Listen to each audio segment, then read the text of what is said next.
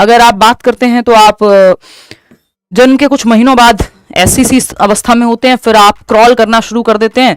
यानी एक जगह पे आप देखते हैं बच्चा है 3 महीने का, आप गोद में भी लेते हैं तो ज्यादा वो ऐसा नहीं है, बहुत उछल कूद करता है। फिर आप धीरे धीरे देखते हैं एक समय ऐसा आता है कि वो क्रॉल करके घिस घिस के घिसट के चलना शुरू कर देता है। फिर आप घर के स्विच बोर्ड्स जो हैं वो बंद करा देते हैं या उनको ब्लॉक करते हैं कि भाई पता नहीं किस बिजली के स्विच में हाथ दे दे ये अपनी उंगली, क्योंकि वो तो एक्सपेरिमेंटेटिव मोड में, उसको तो पता नहीं है ना।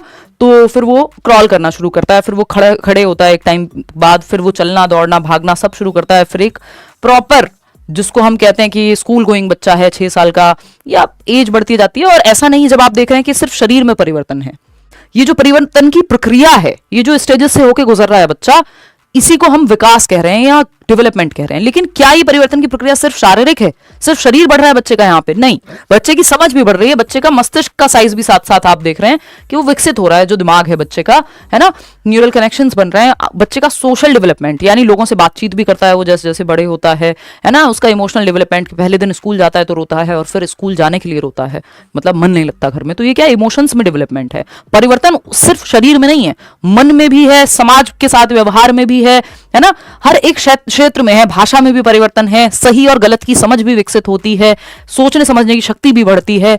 यानी विकास, हमें इतना तो समझ आ गया कि चेंजेस की प्रक्रिया है, प्रोग्रेसिव चेंजेस हैं। लेकिन क्या ये सिर्फ एक डोमेन में, एक आयाम में होने वाले परिवर्तन है? नहीं, आपके सोचने समझने, बोलने, सामाजिक रूप से जो क्रियाएं करने, चलने फिरने, दौड़ने भागने, यानी हर एक पहलू में परिवर्तन है। विकास जो है एक कॉम्प्रिहेंसिव चेंजेस हैं बेसिकली।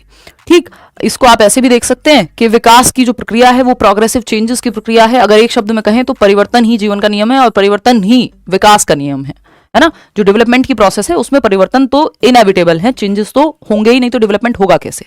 बात सही है। तो आप यहां से शुरू करते हैं, फिर आप बड़े होते हैं, पढ़ते हैं, लिखते हैं, ये वो एक दिन टाटा बाय बाय फिनिश, ठीक है, रेस्ट इन पीस।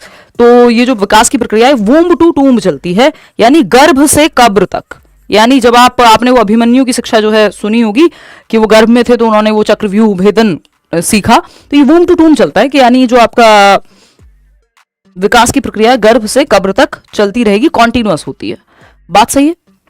एक डेफिनेशन है, बहुत ही फेमस ऑथर हैं एलिजाबेथ हरलॉक, इनकी एक किताब भी आती है, यहीं कहीं रखी होगी सामने, हाँ रखी हुई है।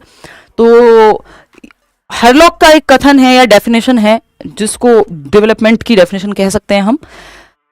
Development is a progressive series of changes. Progressive मतलब बेहतरी के लिए होने वाले परिवर्तन है। ऐसे परिवर्तन नहीं है रात को बुखार हुआ, सुबह चेंज हो गया, मान लो फेस पे स्वेलिंग आ गई, कुछ और हो गया, है ना, आपकी आवाज चेंज हो गई बुखार की वजह से, सोचने की क्षमता कम हो रही है क्योंकि बुखार है बहुत ज्यादा, तो क्या इसको डेवलपमेंट कह देंगे? नहीं, प्रोग्रेसिव चेंजेस हैं, बेहतरी के लिए होने वाले सिस्टमैटिक परिवर्तन है ना।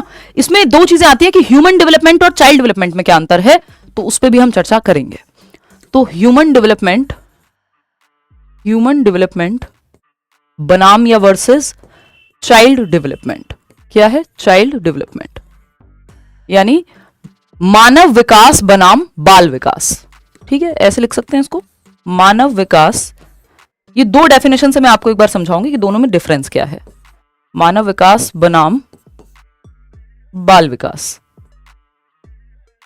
जैसा कि आप नाम से ही समझ रहे हैं, चाइल्ड हम कब तक बोल रहे हैं किसी व्यक्ति को? जब वो 18 साल से कम है, अडल्ट नहीं हुआ जब तक, है ना, अडोलसेंट है, उसके बाद तो वो चाइल्ड नहीं रहेगा ना कभी भी। चाइल्ड डेवलपमेंट में जो स्टडी होती है, हालांकि चाइल्डहुड जो है एज के हिसाब से 12 साल के बाद फिर एडोलेसेंस में कन्वर्ट हो जाएगा, चाइल्डहुड भी आपका चेंज हो जाएगा।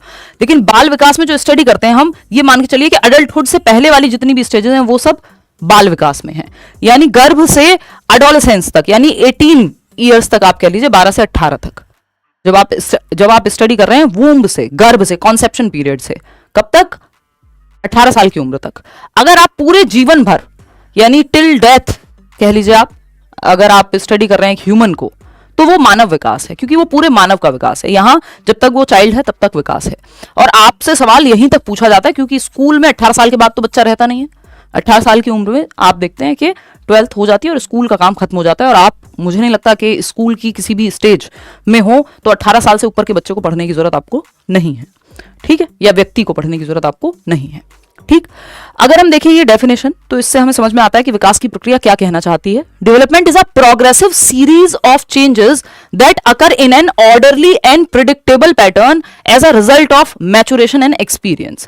यानी विकास क्या है, एक प्रोग्रेसिव सीरीज ऑफ चेंजेस है, यानी बेहतरी के लिए होने वाले क्रमबद्ध परिवर्तन है। प्रोग्रेसिव सीरीज है, ऐसा नहीं है कि कल बच्चे ने बैठना सीखा था और परसों बच्चा दौड़ने लग जाएगा। कोई बच्चा देखा है आपने कि आज उसने गर्दन संभालना सीखा 3 महीने में और अब वो कल से जो है दौड़ लगाना शुरू कर दिया। अभी गर्दन संभालना सीखा है, फिर बैठना सीखेगा, फिर कहीं जाकर के खड़े होना सीखेगा, फिर चलेगा, फिर दौड़ेगा। ऐसा तो नहीं होता कि अचानक से दांत आए बच्चे के और कल जो है उसने, मतलब आज 2 दांत आए हैं और कल वो बैठ करके चीकू खा रहा है। चीकू तो फिर भी सॉफ्ट होता है, कुछ भी मुश्किल वाला फल कोई निकाल लो आप कि वो सब वो खा रहा है या कुछ ऐसी चीज चबा रहा है। प्रोग्रेसिव चेंजेस है, धीमे धीमे धीमे। या आज एक दांत आया और कल बाकी 32 के 32 आ गए, ये भी नहीं होता ना, है ना, कि आज दूध का दांत आया कल पक्के दांत आ गए। प्रोसेस है, वो धीमे धीमे होगा। प्रोग्रेसिव चेंजेस है, बढ़ते क्रम में, है ना, कि भाई 2 दांत पहले आ गए फिर बाकी के दांत आएंगे धीरे धीरे। ठीक है, तो development is a progressive series of changes that occur in an orderly, एक ऑर्डर में, एक सीक्वेंस में होता है कि पहले दूध के दांत आएंगे फिर पक्के दांत आएंगे। किसी के भी पहले पक्के दांत आए और बाद में दूध के दांत आए हों तो वो कुछ तो ईश्वरीय चमत्कार ही कहेंगे उसको। ठीक है, and predictable pattern as a result of maturation and experience. इसमें सब कुछ आ गया। ये डेफिनेशन अपने आप में इंक्लूसिव डेफिनेशन है, एक कंप्लीट डेफिनेशन है जो आपको मैचुरेशन की प्रक्रिया के बारे में बता रही है, जो आपको लर्निंग की प्रक्रिया के बारे में बता रही है, यानी एक्सपीरियंस और डेवलपमेंट की प्रक्रिया के बारे में तो बता ही रही है। तो एलिजाबेथ हरलॉक की जब हम बात कर रहे हैं, या श्रीमती हरलॉक जिनको कह देते हैं कई लोग मजाक में, development is a progressive series of changes that occur in an orderly and predictable pattern. यानी एक सीक्वेंशियल वे में होते हैं जो चेंजेस हैं, जो हम ऑलरेडी समझ चुके हैं। स्टेज से होकर आप गुजरते हैं कि पहले आप इन्फेंट हैं, फिर आप चाइल्डहुड में जाएंगे, चाइल्डहुड में भी आप अर्ली चाइल्डहुड में जाएंगे, फिर लेटर चाइल्डहुड में जाएंगे। ये स्टेजेस ऑफ डेवलपमेंट हम पढ़ेंगे आगे चल करके। फिर आप एक एडोलसेंट बनते हैं, किशोर या किशोरी जिसको टीनेजर हम कह रहे हैं। फिर जाकर के आप एक अडल्ट बनते हैं, फिर आप मिडिल एज में पहुंचते हैं, ओल्ड एज में पहुंचते हैं। ये सब प्रोग्रेसिव चेंजेस हैं। पहले आप सिंपल चीजें करते हैं, फिर आप कॉम्प्लेक्स चीजें करते हैं। पहले आप बेसिक ABCD लिखना सीख रहे हैं, फिर आप इन ABCD का इस्तेमाल करके, ये पूरा जो अल्फाबेट है इसका इस्तेमाल करके आप क्या है, कुछ भी लिख सकते हैं, अपने भावनाओं को, कॉम्प्लेक्स इमोशंस को एक्सप्रेस कर सकते हैं, कैलीग्राफी सीख सकते हैं।